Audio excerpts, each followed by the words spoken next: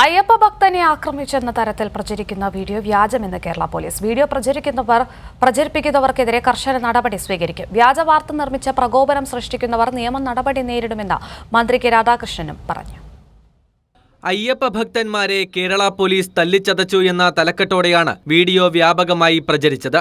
ചില മാധ്യമങ്ങളും അത് ഏറ്റെടുത്തു.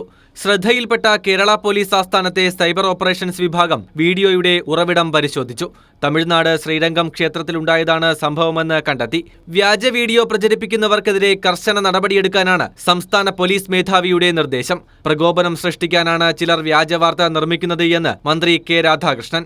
ആളുകളെ ഇളക്കിവിടാൻ വേണ്ടിയിട്ട് വ്യാജ വാർത്തകൾ സൃഷ്ടിക്കുക സോഷ്യൽ മീഡിയയിൽ മറ്റ് എല്ലാ സംവിധാനങ്ങളും ഉപയോഗിച്ചുകൊണ്ട് വേറെ എന്തെങ്കിലും സംഭവമായി അടർത്തിയെടുത്തുകൊണ്ട് പോലീസ് ഭീകരമായിട്ട് ഭക്തരെ തല്ലുന്നത് അത് കണ്ടു കഴിഞ്ഞാൽ സ്വാഭാവികമായിട്ടും എല്ലാവരുടെ മനസ്സിൽ പോലീസ് ഭീകരമായി തല്ലി. ഇവിടെ എത്രയോ സംയമനം പാലിച്ചാണ് പോലീസ് നിൽക്കുന്നത്, നിങ്ങളെല്ലാം കാണുന്നില്ലേ. മികച്ച രീതിയിലാണ് ശബരിമലയിലും കേരള പോലീസ് പ്രവർത്തിക്കുന്നത്. ഇവ മറച്ചുപിടിച്ച് അപകീർത്തിപ്പെടുത്തുക കൂടിയാണ് ഇത്തരക്കാരുടെ ഗൂഢലക്ഷ്യം. കൈരളി ന്യൂസ്, തിരുവനന്തപുരം.